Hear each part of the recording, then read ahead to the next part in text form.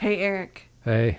So, since the game, in air quotes, that we're talking about today really is 4 games in one, It's 4 games? I've just been playing the first one. I thought that we could do a little improv game. Okay, yeah, sure. I know I do improv, you don't. I don't, yeah. The purpose of this game is to just say things on the fly. Just the first 4 things that come to your head. And it's usually called 5 things, but today I thought we would just play 4 things. Okay, yeah. Okay? So, I can do 4. Yeah, I just ask you a question, tell me your top 4 answers really quick, and then you can ask me a question, and I'll tell you my top 4 answers really quick. Okay? All right.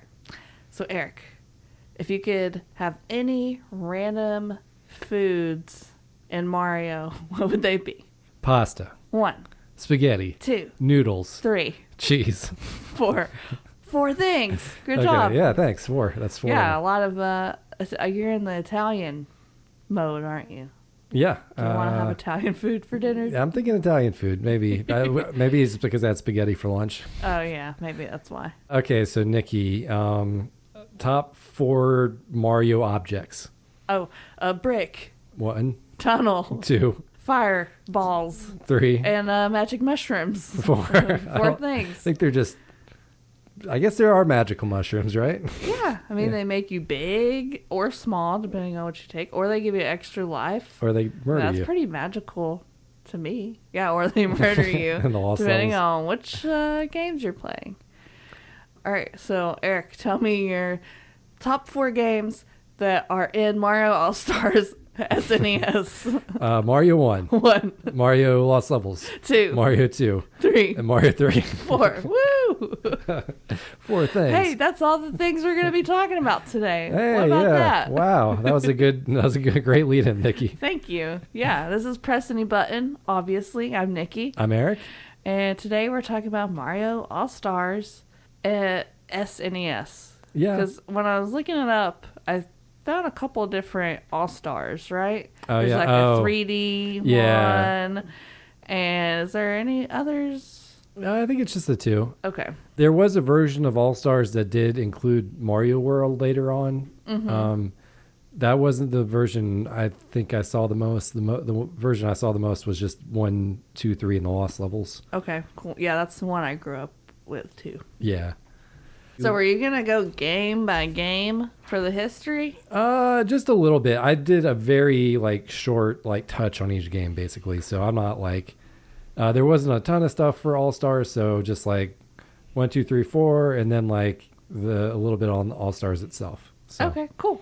Well, I guess I'll do an intro in case someone out there doesn't know these games. Yeah.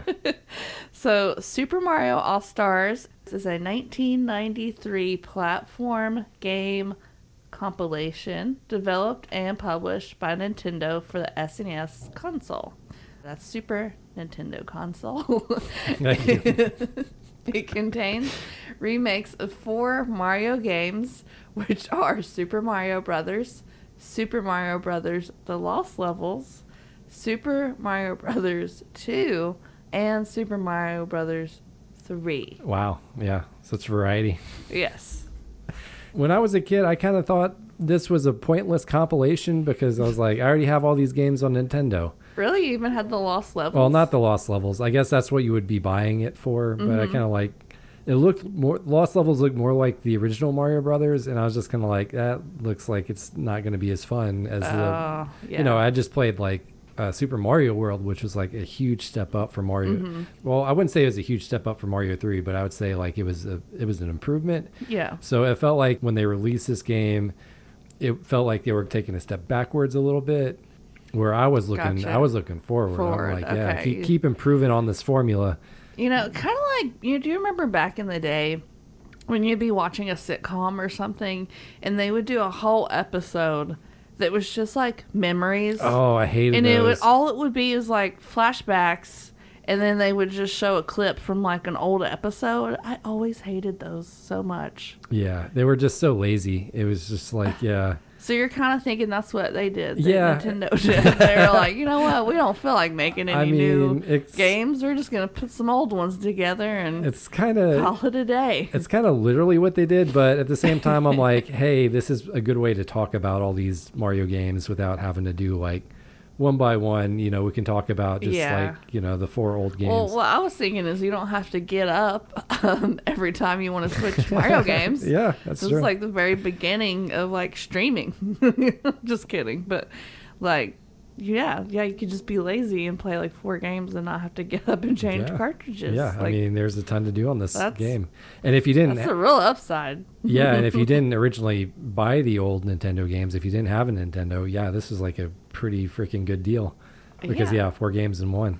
So just because it's not for you, Eric, doesn't mean it's not good. Yeah, that's true.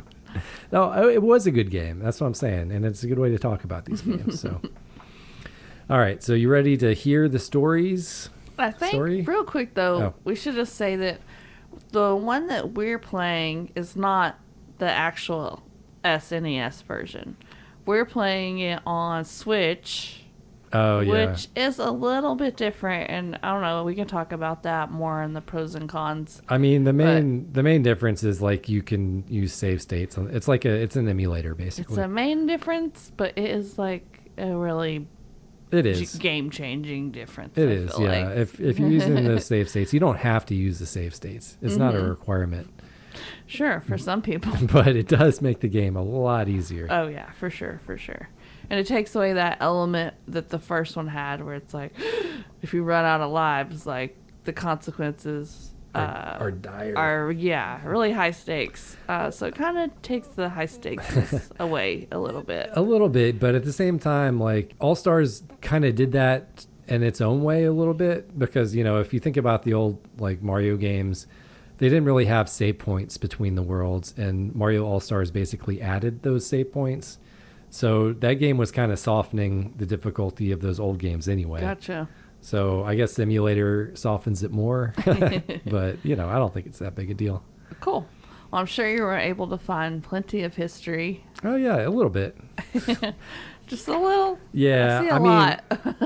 I feel like a lot of Mario facts and history are kind of like well known. So it's one of the reasons I didn't want to like spend too long on like one specific game. Yeah, for sure. I can get that. All right. Well, you ready to get into it? Yeah, let's do it.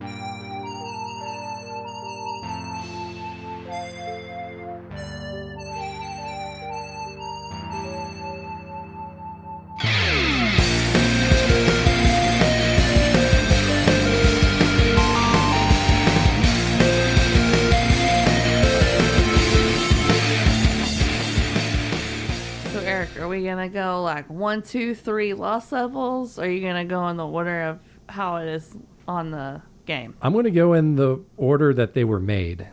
Oh, okay. So cool. 1 lost levels, 2, and then 3.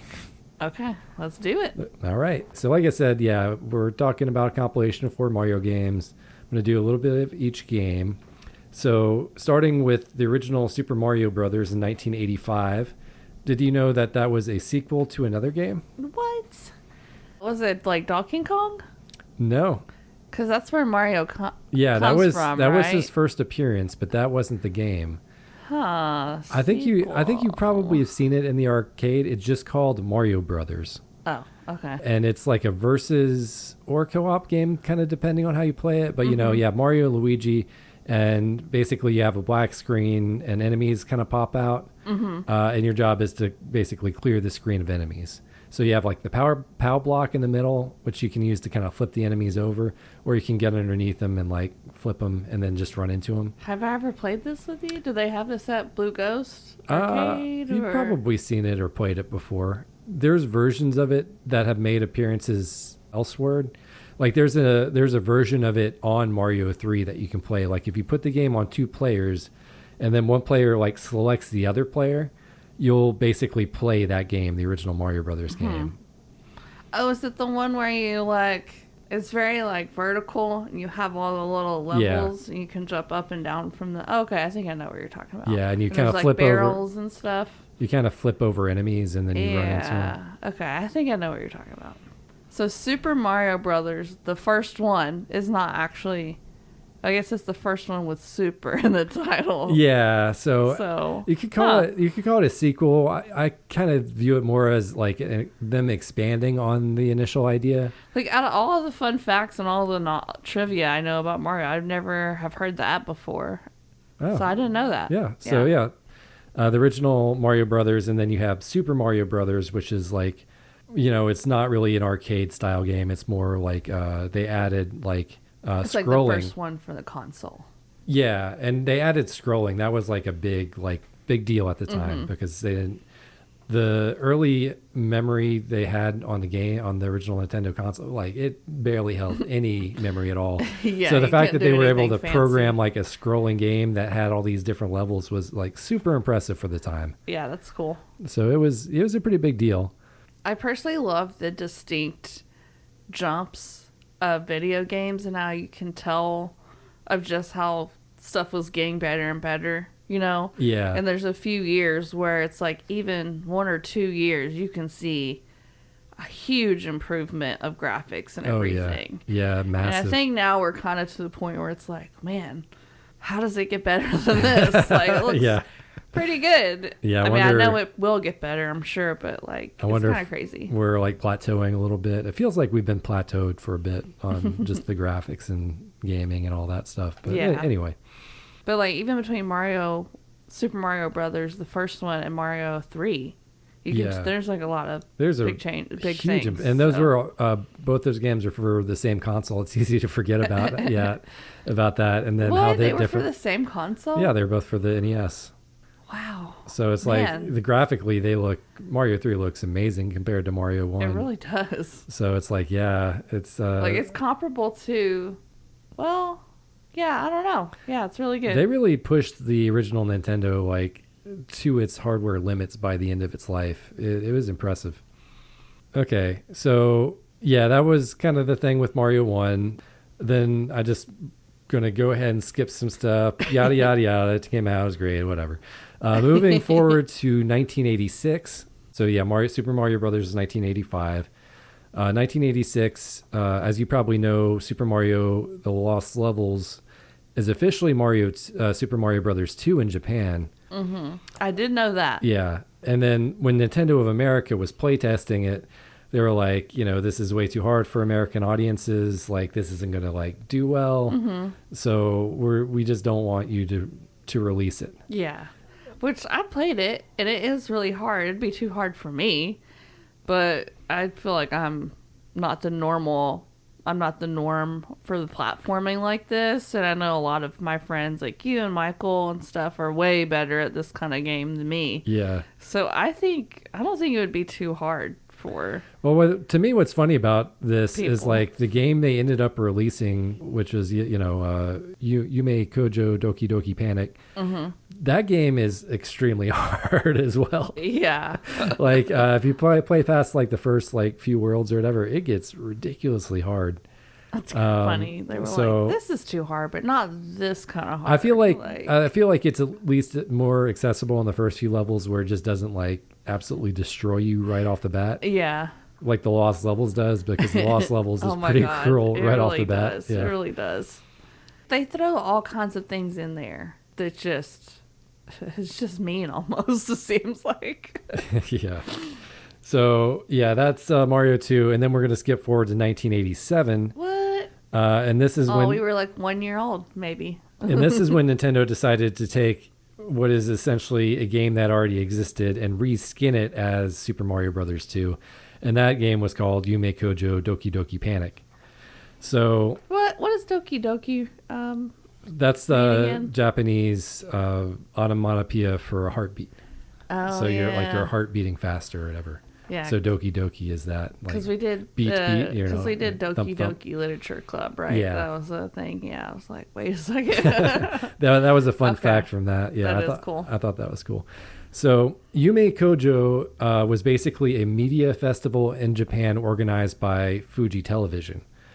So the original, Doki Doki Panic game was like a kind of advertisement for that festival, and it starred the festival's four mascots: Imogen, his girlfriend Lena, and his parents Mama and Papa. So those were like the original 4 characters that you could choose from for each stage. So it wasn't even originally Mario at all? No. It was totally...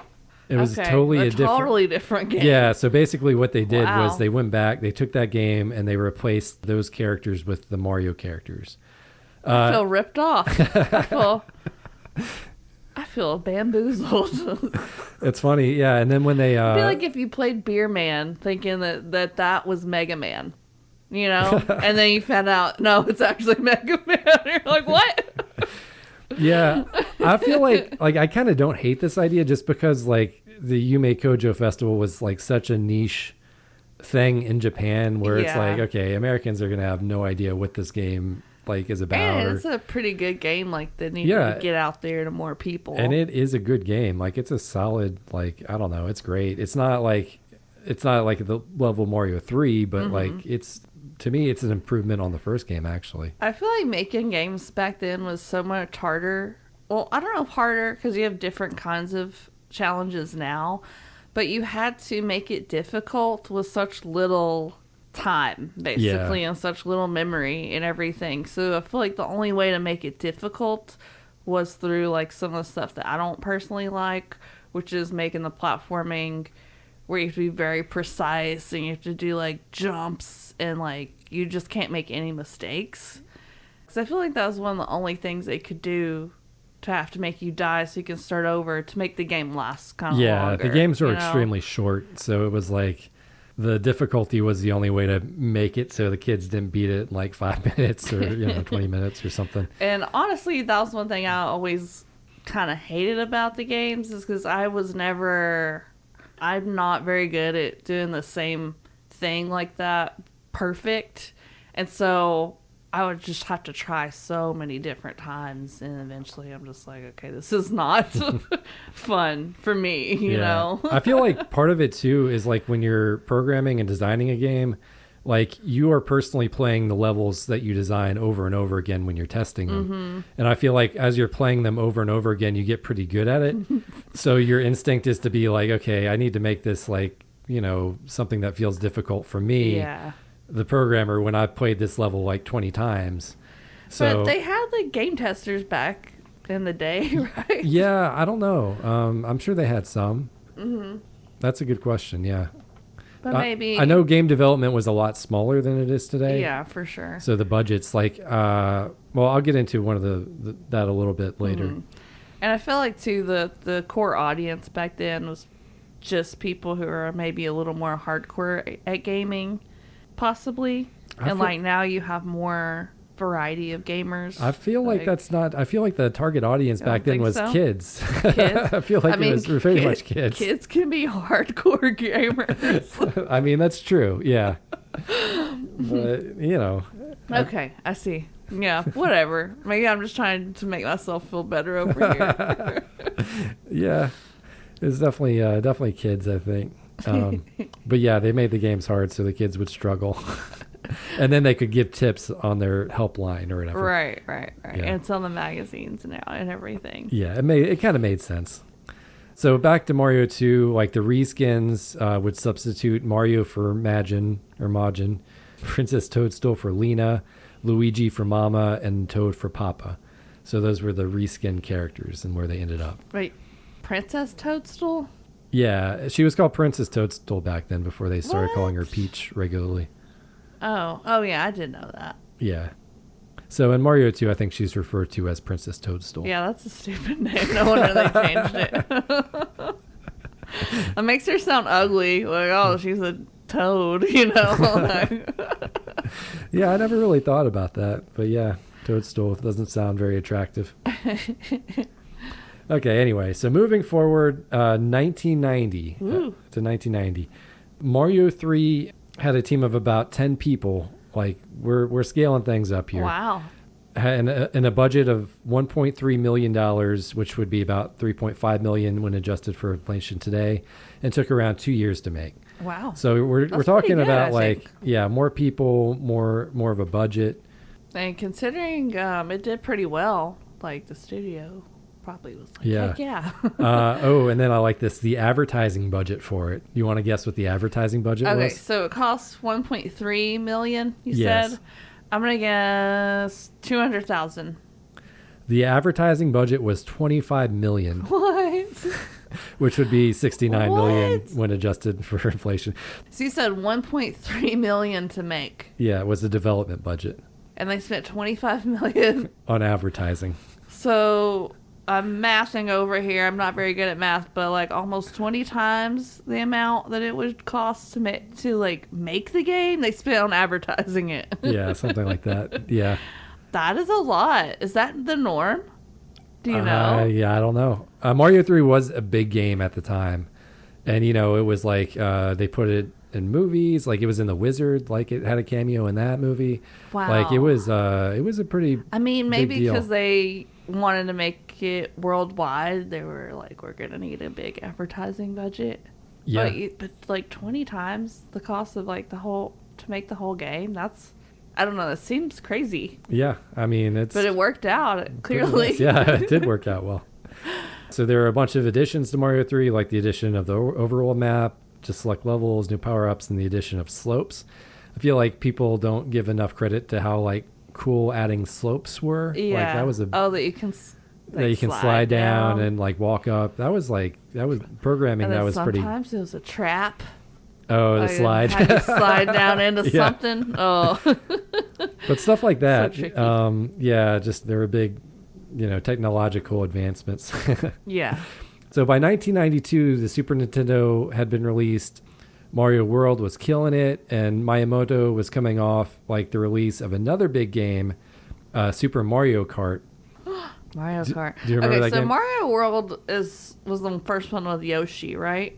Yeah, Mario World was the first one. That's the one where you have all the, the first levels, like the hills, and then you cross the little bridge with the water, and then there's Oh, and what's funny about Yoshi is... I'm trying to remember which is which, because there's so many Mario games. But before Super Mario World, Miyamoto had been wanting to add a dinosaur, that you could ride for several games, but he just couldn't get it to work in any of the other games. So, it was... I think I knew that, Yeah. too, but... That's really cool. So Yoshi was just an idea waiting to happen for a while. Yeah, he had that idea, and he's just been wanting to get that into a game. Man, that game is so good too. I can't believe that Mario 3 and that game is made on Super Nintendo, or made for Super Nintendo. Yeah, Mario 3's Nintendo, and then Super Mario World. What's the next one? is Nintendo 64 Super Nintendo. after Super Nintendo? Yes. Yeah, it seems like it should be a Nintendo 64 game. Super Mario World? Yeah, I don't know. I think it was It's good. Yeah, just like a launch product too, which was really good.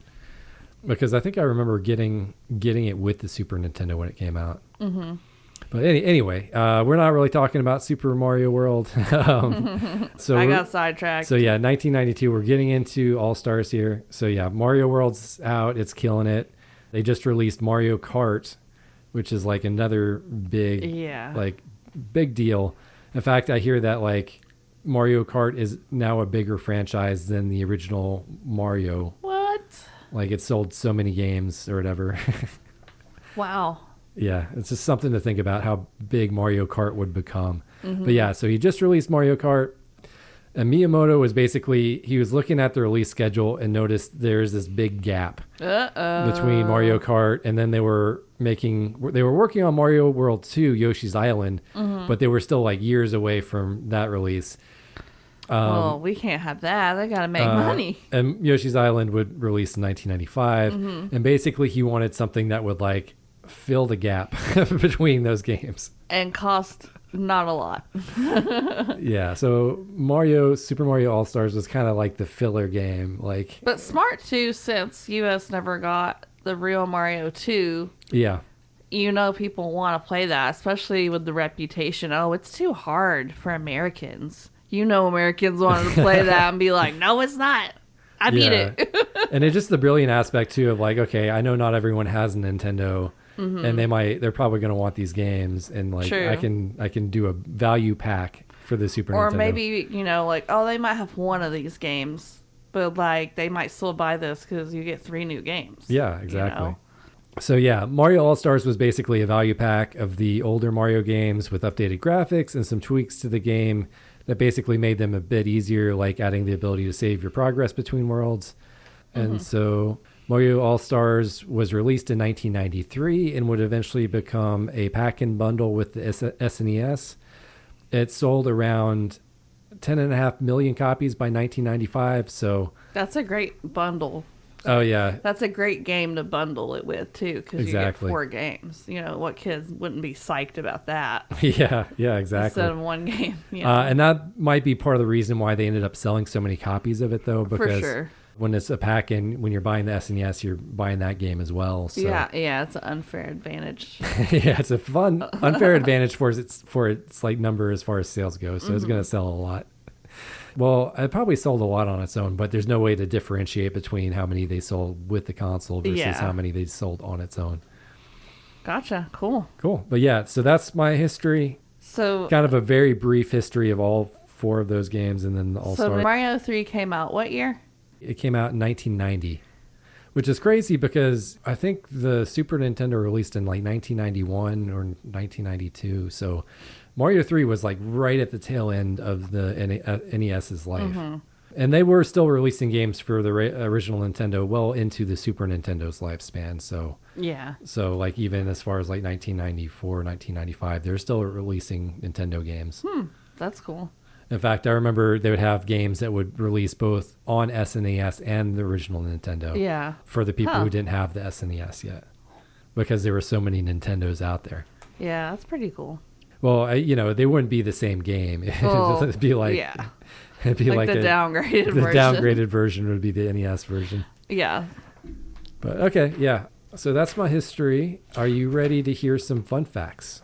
Oh, yeah. But first, I want to ask you real quick. Okay, yeah, sure. When you're looking all this information up, how come they haven't done like a new All-Stars game? Well, I know they did the 3D one, but why haven't they just did a All-Stars of All-Stars and have all the 3D games, all the 2D games, just have like all the Super Mario Brothers games all in one pack? Why haven't they done that? Don't know. I'll drive to Nintendo and ask them tomorrow. Okay. You might have to fly, but okay. Yeah, I don't know. That's a good question. I mean, they kind of did release the Mario games on the Switch with the Nintendo Online, where you're paying the yearly subscription to have access to those games through the through the consoles or whatever. But the Wii games aren't on there. Stuff like that. Yeah, I mean, they've been slowly adding stuff to it. Like they've recently added the N64 stuff. But yeah, they haven't added GameCube, or have they added some GameCube stuff? I don't think they've added GameCube yet. Just the N64. Anyways, I expect you to come back to me with answers. Why they haven't made Super Mario Super All-Stars. Yeah, Super Mega All-Stars of All-Stars. Yeah, I don't know. Anyway, let's get into some fun facts. Yeah, fun fact time. All right, fun fact number 1. So Mario All-Stars, Miyamoto fixed a number of bugs and glitches from the original game. He wanted to leave in glitches that would benefit the players, though. So there's some like infinite life glitches that are kind of like still in the game. So yeah, some glitches were left in unintentionally. Ooh, okay. Unfortunately, one of the cooler bugs they fixed was accessing the minus world. Do you know what the minus world is? I think I've seen a video of this before. Is it kind of like the Upside Down? Yes, it is kind of like the Upside Down. And you're like walking on the like ceiling, I guess, sort of. No. The top, or everything is just inverted. No, I can't remember. Okay, yeah, maybe it's not like the Upside Down. I was just thinking like is a weird kind of state. Yeah, I can't quite remember. I remember it's like, I don't know. So in the original like Super Mario Brothers game, in level 1-2, you can, where the warp pipes are? Mm-hmm. They have like world 2, 3, and 4. Mm-hmm. And you can go into any of those 3. Yes. And you go to that world. Yes. Well, you can glitch through that wall. And I think you showed me this. Yeah, and if you get through the wall, if you get to the warp pipes before they essentially load in the worlds, you'll go to like world -1, basically, as opposed to any of the other worlds. And since they don't really there isn't really code for world -1, you basically end up in this underwater loop that just never ends. Oh, okay. So you kind of end up soft locking. So I think that's why they got rid of it, but it was just kind of a cool thing you could find. And what's kind of an interesting, weird thing to happen, like unexpectedly. And what's kind of cool about it too is like different versions of Super Mario 1 like have different versions of the minus world. Mm-hmm. So like there's like a version for like Game Boy that came out that has a different version and stuff like that. So depending on whatever the code was. Yeah, and in some versions they fixed the glitch, and some versions they didn't. So it's just like just weird. So if they went more with the original code, you'd get some weird version of the minus world. So it was like a fun thing to try it on your game that you had just to see if it was one of the ones where it would work. Well, I mean like different, like a PC release or like just different releases of the game, not different as in different versions of that game, that specific game. Well, maybe I don't know. Anyway, I know what you mean. Yeah. I guess your friends would tell you and stuff, but if you didn't know and you got a Game Boy version, you could try. Yeah, exactly. For the first time. But cool. it wouldn't be like each individual copy would be random. Yeah, exactly. I see what you're saying. Yeah. All right. So unfortunately, if they fixed the version in the Mario All-Stars, so you can't access the minus world in that game. So fun fact number 2, on some early versions of Mario All-Stars, there was a programming error that left a debug mode for the Super Mario Bros. 3 game. In the debug mode, holding select would give Mario a random different power-up, and holding A and select would give Mario the Kuribo shoe. What's that? It's one of the it's kind of like a power-up. It's a thing you can find later in the game. Basically, it's like these guys hopping around in these giant boot, and you can get the boot and you can go across spikes and stuff. It's kind of cool. Oh, okay. Yeah, I know what you're talking about. So yeah, you can basically get kind of like a debug version of Mario 3 where you can give yourself a power-up whenever you want. That sounds fun.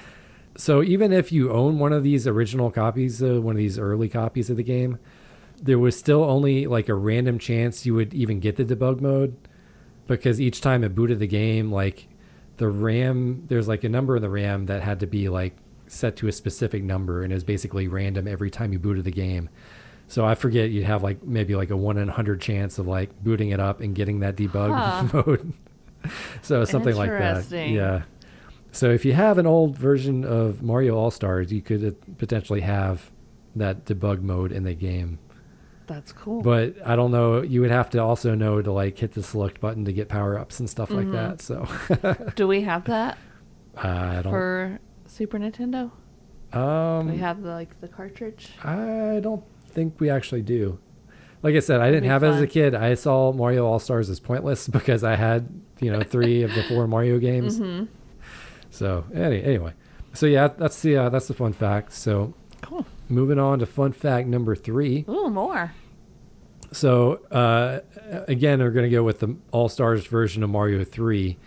So the king transformations, right? In each of the 8 worlds, 7 worlds, they're kings. And when you get to the castle, it's like the king has been transformed into something. Yeah. So the original Mario game, like what the king was transformed to was different than the All-Stars version. Okay. Of the animal. So like in the original Mario 3 game, like in World 1, the king was like transformed into the duck hunt dog. In the Mario All-Stars version, he was transformed into the snake thingy from Mario 2. You know, that snake that pops out of the pipes? Yeah. So yeah, just different things. Like Yoshi was in the Mario All-Stars version where it was a piranha plant in the original Mario 3. What? So yeah, stuff like that. Huh. That's cool. There are other ones like, so World 4, World 4 had a random dinosaur as the king, and then Mario All-Stars had Donkey Kong Jr. What? Okay. Yeah, just weird stuff like that. Some things it's like, I don't know why they changed it. Yeah. Why not? I think maybe they knew about all the lore and the things people were going to be talking about, and I don't know. I think some of these mistakes were left in there to get people talking. Yeah, they true. seem to be really good at that. True. Okay, so fun fact number 4, and this wasn't really an All-Stars fun fact. This was just kind of like a thing I thought was kind of neat that I hadn't heard before. So originally Miyamoto had sketched Bowser as an ox. Did you know that? No, I didn't. I don't think I did know that. So he sketched him as an ox, but his drawings were misinterpreted by animator Yoichi Katabi to be a turtle.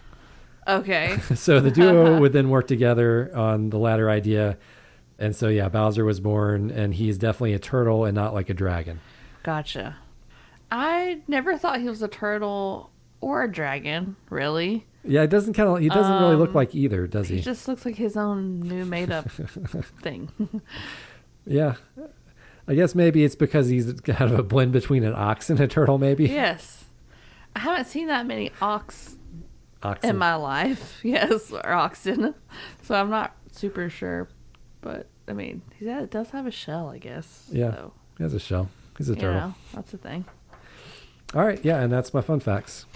Cool. Good fun facts. Thanks. It was probably kind of hard to find some that weren't sort of obvious. Yeah. So I feel like there's a lot of fun facts that people know about the Mario games that are widespread. Yeah, I was trying to dig a little bit. I just didn't want to do ones that everyone already knew. Mm-hmm. So hopefully you got some cool, interesting new fun facts. Yeah. All right. There's not really a story to talk about with any of these games. It's Mario saves the princess. Yeah, Mario 1, he saves the princess. Mario the Lost Levels, he saves the princess. Mario 2, it's a weird dream thing. And then Mario 3, he saves the princess. Mostly because Mario 2 isn't really like a Mario game. So that's why you get the weird ending for that. Yeah. Okay, so you want to go into pros and cons? Yeah, for sure. For sure.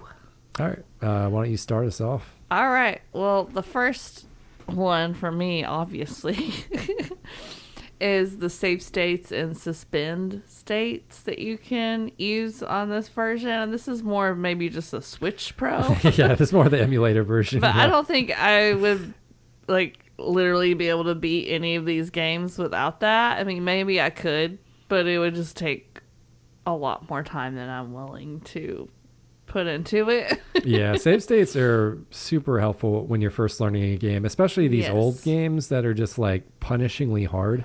Yeah. And frustrating. So it's even with the save states, I still had to go in and play stuff a bunch and everything. Yeah. It only made it a little bit easier. Yeah, being able to use the save states to practice and stuff, I feel makes the game a lot more approachable and fun. I think so too, because when the stakes are so high, you're really afraid, or at least I get really afraid to make big jumps or make big runs with jumps and stuff like that, which the game wants you to do a lot of times. And so for me, having the suspend states and stuff kind of gave me more freedom to just try stuff and just go for it. I think I actually got a little bit better at platforming and stuff because it kind of just took some of the stress off of it. For me, platforming is very stressful. Yeah. So to take the stress away for it made it a lot more fun for me. Yeah, I agree. It's very helpful when you're learning. And the cool thing about it is when you go back and you keep playing it, eventually you get to the point where you don't need the save states anymore. Mm-hmm. I think I've mentioned this before, but that's kind of how I learned how to play the Mega Man games. Was I just played them a bunch using the save states, and then I got to the point where I didn't really need the save states. Yeah. Sort of like training. Yeah. Training for a marathon or something. Exactly. So my first pro is I want to say that Mario 3 is probably one of the greatest platformers of all time, in my opinion. So I could probably just be here all day talking about that game alone. So I don't want to I don't want to spend too long on all this. So I'll try to focus on more that kind of stands out with the whole All-Stars pack. Just real quick, in your opinion, what makes it the greatest? It's the combination. It's the level design. It's that difficulty curve is so good. The power-ups in the game evolving as you go through it and getting new stuff. It just feels so good working your way through, and I don't know. Yeah, it just never gets really boring. Yeah, I agree. So you can go ahead. Obviously, you get 4 games in one. Yeah, it's value. Value, bundle. Especially if you're one of those people that didn't already have all the games. This, for sure, just would have been an awesome deal. Yeah. And one thing that's cool about playing them as a pack is just seeing the progression from one game to the next. Mm-hmm. Seeing that little bit of improvement from Mario Brothers 1 to the Lost Levels. You can see the wheels turning with more stuff for him to do. Yeah. And then like I know Mario 2 isn't really a Mario game, but I even feel like you can see improvement there. You can at least just see and appreciate how weird it is and its own little special, unique story that it has. Yeah, and then you see even more improvement with Mario 3. Mm-hmm. Yeah, and then it's like, I feel with Mario 3, it was a big, like, here is how good you can make a platformer. Mm-hmm. Like, this is like, it's at the bar. It's at the bar for platformers for a long time. Yeah. What's something else that you like about all these games? So you talked about the save state feature. I feel like there was a good save feature that was added to All Stars that maybe we didn't mention, and it was just that it saved your progress per world. The original Mario games, like you had to all the way back. Yeah, you had to go through them all in one go in order to like beat them, yes. or you know, use the warps within the game. But yeah, you couldn't really save it, and just them being able to like save that much progress was like super helpful for the time. Yeah, I do remember that. Yeah, so you could like, if you only got as far as World 5 or something, you could start back in World 5 with all your lives and like keep going from there. So you could actually... Even that is not enough for me, though. Yeah, I mean, it was still difficult. Like, that just tells you how crazy hard those original games were. It was still difficult even saving your progress in the world. So being able to like beat it in one go was like a really tough thing to do. Mm-hmm. But yeah, just that little improvement was like super cool, I thought. Mm-hmm. What's something else you liked? So I think this still applies to all the Mario Brothers games today, but the classic ones are classics for a reason. Yeah. And they're all fun, challenging, and engaging, I think. So it's like a good balance of everything. Yeah, and one of the things I think really kind of stood out too was just how they teach you how to play the game without actually like directly telling you how to play the game. Mm-hmm. It's like they just slowly introduce like different things without you really even thinking about it. That's my preferred way of learning how to do it. It's kind of like a tutorial, but they don't like spell it out. Exactly. And then every now and then they'll take something that they taught you and turn it upside down, like, haha, sucker. Like, it's not going to be like that every time. Especially in the lost levels. I felt like just stuff that they taught you in the first one is kind of like the opposite in this one. You get those mushrooms that kill you. You know, you were trained in the first one. All the mushrooms were good. Like, they all did something good. And then this one's like, immediately you die if you get it. Or like, they'll put the clear blocks, or like blocks you can't see, but once you hit them, they're there, you know? Yeah, and like blocks. block you into a place. Or right where they know you're going to jump, they'll put a block there because they know you're probably going to jump at this one spot, and they'll just put an invisible block there so that you immediately go down and die. Like stuff like that. I thought it was kind of hilarious.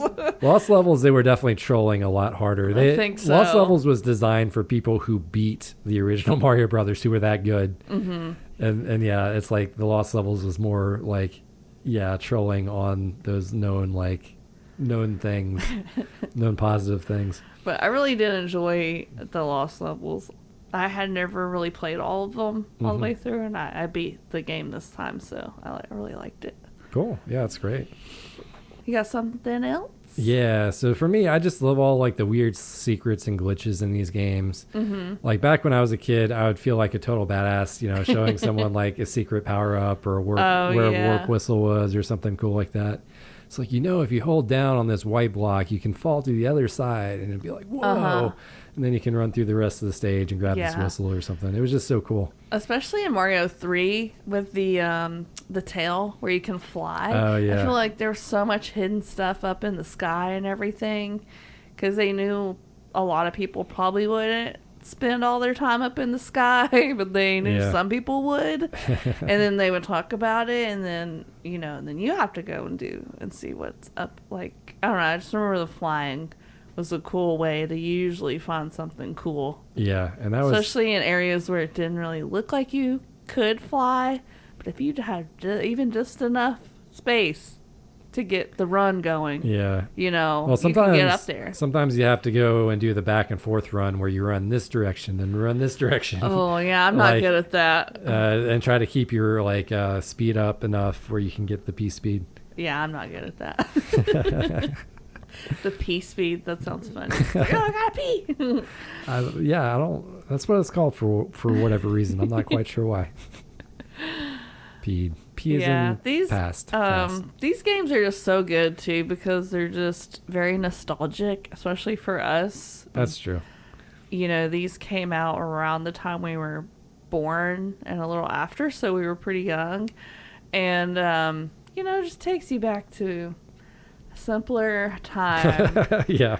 Before you were worried about bills and, you know, all the grown-up stuff. Before you could look up all this stuff on the internet, and you just had to rely on word of mouth and what you could figure out in the game. Yeah. I remember playing the first one with my dad and brother and stuff too, and I always thought it was something cool that like adults could get into and kids could get into. Yeah. And you could do it together because not a lot of stuff I feel like back then was adult and kid friendly. You know, I had to watch a lot of my dad's shows and stuff, and then I was like, these are so boring, you know, stuff like that. But yeah, that's cool. That was cool. Something to bond over, because for most kids, it's going to be way too hard for kids. So it's like, for sure. So they're going to go to their parents and be like, hey, can you help me with this? And they're going to be like, they're going to try, and it's probably going to be too hard for them too. Exactly. Oh my God. So my last pro is just like the music is another standout from the series. Like, it's crazy to think about just how iconic, like just the level 1-1 music from the original Mario Brothers is, or even the level 1-2 music, like where you go in the sewer and get the There's stuff so like many that. songs I can hear the first 2 notes and know what song it is, you know. But just the fact that the music is like, you know, persists on so much, just like goes to show how good it was. Yeah. We actually played the sound bit for when you beat a level. You know, it's like da-da-da-da-da, da-da-da-da-da, da-da-da-da. You know that? Yeah. You know, remember we played that at our wedding? At our wedding, yeah. After we kissed for the first time as husband and wife. That was the one video, like, you wanted someone specifically to record. Yeah. It went perfectly with our game-themed wedding, and... you know, we did level up that day. And then lastly, for me, I love that they're all 2-player games because I think they knew a lot of people would have siblings and stuff. Or even if you didn't have siblings, you'd play with your parents. You know, you want to be able to have your own thing. Yeah, you don't want to just like pass off the controller and play the same character. You want to have your own game. Your own lives. So I like that they all have 2 players. Right? The second one have 2 players also. I believe so. So you can play with your friends and stuff. Or your brother or sister. Whatever. Well, actually, I'm trying to remember if Mario 2 had 2 players or not. I forget. I know, at least one, the Lost Levels, and 3 did. Yeah, I didn't play Mario 2 as much as the first one and the third one, and then Mario World and stuff, but it's always just fun to break out the Nintendo games. Even if you're at a party and you are just handing the controller off, at this point, since, you know, almost everyone's played it. Yeah, true. It's like even fun just to do that. Yeah, so. Just pass the controller. Mm-hmm. All right, so let's get into the cons. All right. What's something that you didn't like? I feel like the cons would be different if I had to play this on SNES. Yeah, probably. Would the difficulty be a con? The difficulty would be too hard for me personally. Even with the save states, or suspense states, there's some parts that took me so many tries to get. I just, knowing me and my patience for stuff, I don't think I would have been able to beat it without that. But that being said, the only real con I have is some of the controls, and this could be our controller, I'm not sure, but some of the controls were a little glitchy. I felt like sometimes I would press jump and I wouldn't jump. Yeah. And it's like, I for sure pressed it, not like, oh, I did that, I swear. It was like, it happened multiple times where I was running and I pressed the jump button and then I would just fall right into whatever I was running towards. And I was like, some of that could be actually the television itself, because if the refresh, if it's not like on a game mode, the refresh rate for televisions, at least modern televisions, tend to be a little bit behind. Really? So it might just be actually changing the television itself to fix that. Oh. Well, for whatever reason, did you have that issue? I mostly played it. I played it in handheld mode, so I didn't have it connected to a TV most of the time I was playing it. So I didn't. And it didn't happen. That really I didn't really to you? have that issue. Okay, so I guess that's really not a part of the game. I mean, it could be, but yeah, I mean, like I said, it sounds like a refresh rate issue for the TV. Okay. I need to check that TV. was really the only thing. It didn't really glitch on anything else or freeze up or anything like that. So, yeah, I don't really have a lot of cons for these other than it would probably like be really hard. Yeah. If I was playing on SNES, but I'm not, so. Yeah, no cons. I don't really have a ton of cons either. Like I kind of pointed out already that like as a kid I didn't see the point because I already had all those games. Mm-hmm. And then the lost levels look closer to the original Mario Brothers, so I wasn't really super interested because I wanted to I was looking forward at that point. Yeah. Going back, the lost levels is pretty good. Like to me, it sits between 1 and 2. Like as far as like how good I thought it was. Mm-hmm. It was definitely like an improvement, but like not a huge step forward. Yeah. Yeah, and that's pretty much my only con, really. Cool. Yeah. I definitely don't like Mario 2 as much as the other ones. It's still pretty fun, though. Yeah, I liked it. I liked it as a kid, too. It doesn't have quite the same feel vibes. Like, you can tell, even before I knew all the history, you could just tell something was off about it. That wasn't, Yeah, I still thought, like, as a kid, I thought it was a huge improvement because, like, there were doors you could go through. There were, like, different sections, like, that you could scroll up. Yeah. Like, that was a big deal. Like, you could pick stuff up and throw it. Like, there were different, like, things that, like, definitely weren't in the original Mario that felt like a big improvement. And I do like the fact that you can choose your character and the different characters have different, not super different things, but they have slightly different kind of so Mario is like things. Kind of the standard character. Peach she has that little bit of a float. Mm-hmm. Luigi has the extra high jump where he kind of he also has this weird kind of floaty jump where he doesn't fall quite as fast. Yeah. And then Toad, he picks things up faster. He has kind of a weaker jump, but he picks things up faster. Mm-hmm. Honestly, like I kind of just like playing with Mario through the game. But as a kid, I liked Peach just because he had that extra hover, and that extra bit hover would definitely save your butt. Oh, yeah. So if you're going to rank the 4 games, so I think I would go top Mario 3, and then Mario 1, and then Lost Levels, and then Mario 2. How would you do it? I would do 3, 2, 1, and then Lost Levels probably. Oh, 3, 2, 1.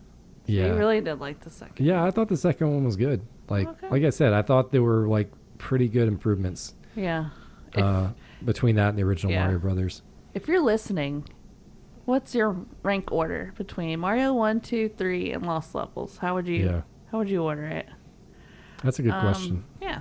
All right. So, do you want to do strategy? I feel like, like, what kind of strategy can you have with these other than play the stuff over and over again? Yeah, I mean, that's it. Patience and persistence, they go a long way. Yeah, have fun. If you find the approach that works for you, like maybe it's not how other people play it, or maybe it's not how the game is designed or the level is designed, but if you can get something consistently that works with how you play it, that's great. That's what you're going for. And you can stay alive. The main thing is you don't die over and over.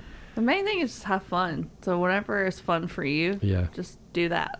Yeah, and like I said from earlier, I do recommend save states just because like you're gonna get frustrated if you don't, especially nowadays. I feel like maybe limiting yourself to just the All-Stars states is probably a good would be a good self-control thing if you're trying to not take advantage of the suspense states like I did and use like every 30 seconds basically. Yeah. But I definitely feel like if I wanted to go back and really try, that's probably what I would do.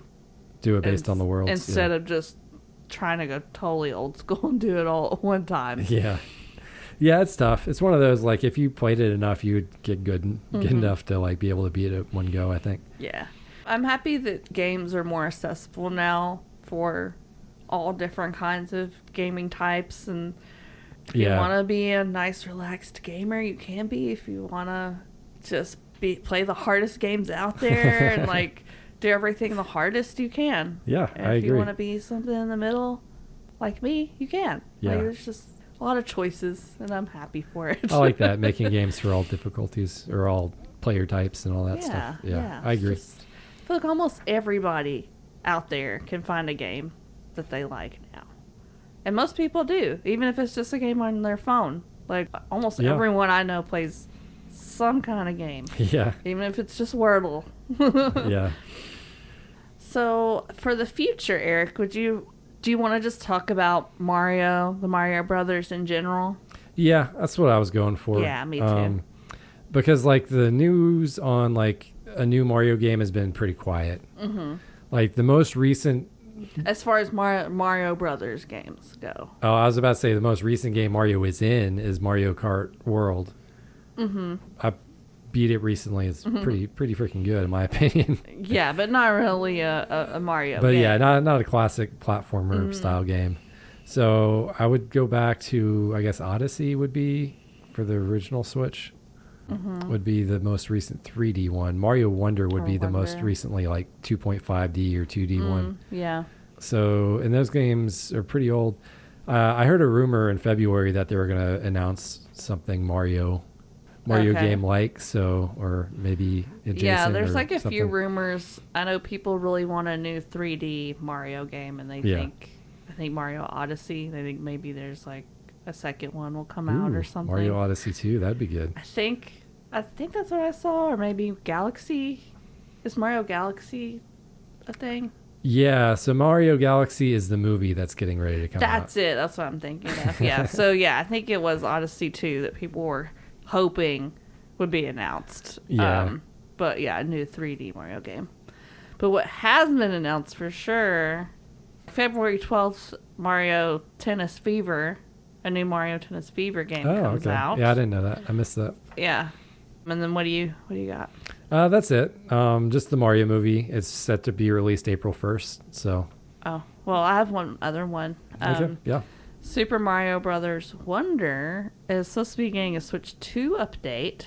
They're going to add some content, add some stuff for it. So we already have that game. So yeah, we'll get a and cool that update is March 26th, I think. So nice. Yeah, so one new game, an update, and then, Super Mario Brothers movie, the sequel, which is going to be called Super Mario Galaxy movie. Yeah. Yeah, and I think that's April 1st. Yeah. April Fools. Just kidding. But that is kind of a funny day to release it. We're releasing it, psych. And I want to go see it. And we will go see it, I'm sure. Yeah, I'll see it. So, Eric, you're probably wondering, did I beat 2 out of the 4 games? Yeah, I was wondering that. I think I know the answer, but... What do you think the answer is? I think the answer is yes with an asterisk. Yeah. So I did beat Mario 1, or whatever, and I guess you don't call it Mario 1, you just call it Super Mario Brothers, but whatever. Mario 1's fine. And then the Lost Levels, and then I got pretty far in Mario 3, but I didn't beat it yet. And then Mario 2, I only played it a little bit. I didn't really like it that much. Also, I might have had more fun if we did 2-player, because some of the game mechanics and stuff, I was just kind of clueless on. Yeah, Mario 2 is a little bit weird. They said picking up items, picking up enemies is pretty big. Yeah, like being able to like jump on those eggs in the air and pick them up. And then throw them back. You don't do anything like that in the other Mario games, so it's kind of weird. But yeah, I did beat them. Okay. But you know what? Since I use the suspend state so often. Yeah. I do feel like I should just rap anyway. Because if it was 1990 whatever, I would not have been able to beat these. Even with the All-Star States, I don't think I would have been able to beat them. So yeah, I'll rap anyways, just to make me feel less guilty, I guess. All right. Well, I'll rap with you too, just because I feel like you did beat it, you know. And we're 2 players. Yeah. It's a 2-player game. We gotta have a 2-player rap. It would have been good enough for me, in my opinion, but if it's not good enough for you, I totally understand. Yeah. The guilt, the guilt. Yeah. But all right, well, yeah, we'll just both rap because why not? It's our podcast. We do what we want. All right, let's do it. They call me Birdo, I'm a big pink hoe. My beauty's in my nose, just like William Dafoe. Got no coins, got no dough. With the eggs, I let it flow. I split them just to say hello. I've been drinking all Merlot. I've been eating spicy pho. Now I'm shooting on turbo. I could throw you with my toe or shoot an egg that's way too low. With these moves, you're going slow. I've been putting on a show. All systems go, it's Mario. I'll die more times than Danny Trejo. We are saving the princess from a real bad guy. Don't ask us, we don't know why. We were eating pie, and then out of the sky, we heard a cry, like, oh my. But Luigi and I, we don't lie, but we had to pry. Bowser is I, this won't fly. We kick you high, 2 brothers defy. If you ain't shy, look us in the eye. I gotta imply, this is the end. Goodbye.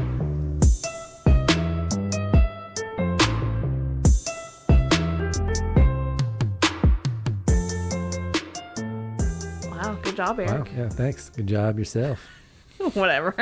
That was a very silly, rap that I wrote. Yeah, it was fun though. And apparently it was a weird length. You let me know that I went over the loop or something. Yeah, it's just you ended kind of a weird spot, but whatever. Who cares? Yeah, and I don't pay attention to that stuff. I do what I want. It's like I'm gonna write an odd number of lines in the middle of the thing. It doesn't matter. I'm so bad. Oh. All right. So, anyways, moving on. Eric, what game do you think I might pick? Any Pilot ideas? Wings. Yeah, I have no idea what even that is. Yeah, that's why. Is that a real game? Yeah, it's a real game. It's for the Super Nintendo. Oh wait, did Michael pick that for a party we had one time? Yeah, for a video game I hated tournament. that game because you couldn't have the controls not be inverted, Right, yeah. and yeah, y'all know how I feel about that. That was the 64. I would never version. pick that game ever. James Bond GoldenEye. Mm-hmm. I'll give you a hint. You want a hint? We played it recently. Kind of. Okay, what's another hint? We played a game within this franchise, I would say. Oh, is it a Lego game? Yeah. Okay, cool. We're going to play a Lego game. Oh, nice. Well, we just played Lego Horizon. Horizon Zero Dawn, yeah. But we already beat it. So, and it was pretty fun. Yeah. And so I was like, we haven't done a co-op game, I feel like, in a while. Where we play together. And you never played any of the Lego games before that, right? So No, and it was super fun. So I went through our catalog, and we actually have quite a few Lego games in there that we got for free from the PlayStation Plus monthly Game Pass. All right. So when I picked it, trying to remember which games we had. Star Wars. Okay, there you nice. go. Hey. Lego Star Wars, the Skywalker Saga, in case there's more than one of them out there. But there are. I think there are actually a bunch of Lego Star Wars games. So. Okay. Well, this is the Skywalker Saga, and I think it goes through like the original 9 movies. Oh, wow. So that's crazy. All in one game. That's what it says on the title screen. Nice. So our challenge, this is sort of a challenge for both of us. Okay, cool, yeah. But the second part is just for you. So the first part of the challenge is beat the game with me. Okay, yeah. Wow. It'll be February while we're playing this. The podcast will probably come out in March, but February is the month of love. That's true. So we're going to do this co-op game. So we're going to beat the game, hopefully. And then the second part of the challenge is you have to get the trophy Jedi business. Okay. And this sounds hilarious. If you can record it, try to. But You have to use Jedi mind tricks to make 5 people fight simultaneously in the cantina. I don't know how you do this. I just looked at the trophy list on the PlayStation site or whatever. But it just sounds funny. You have to make 5 people fight all at the same time with your Jedi mind tricks. That sounds hilarious. And I think that sounds like a one-person thing. So I was like, okay, beating the game will be with me. Watch that be like a major objective part of the game in order to get through it. That would be funny. But it sounded like a side thing that you could do. So I was like, okay, this is kind of like a good challenge. Yeah, sounds good. Yeah. I'm looking forward to that. Awesome. Cool. All right. Well, we'll see everybody next time. All right. Bye. Bye.